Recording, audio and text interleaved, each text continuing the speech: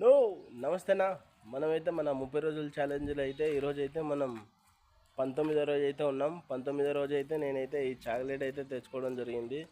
దీని పేరు స్ట్రాబెర్రీ అంట, స్ట్రాబెర్రీ చాక్లెట్ అంటన్న. దీని పేరు వచ్చేసి సింటూ స్ట్రాబెర్రీ ఫ్రూట్ ఫ్లేవర్డ్ జ్యూస్ అంట అన్న. ఇదైతే జస్ట్ 1 రూపీ మాత్రమే. ఇదైతే ఇదిగోండి సేమ్ స్ట్రాబెర్రీ టైప్లోనే వచ్చింది. ఇదిగోండి చూడండి, స్ట్రాబెర్రీ టైప్లోనే అయితే వచ్చింది.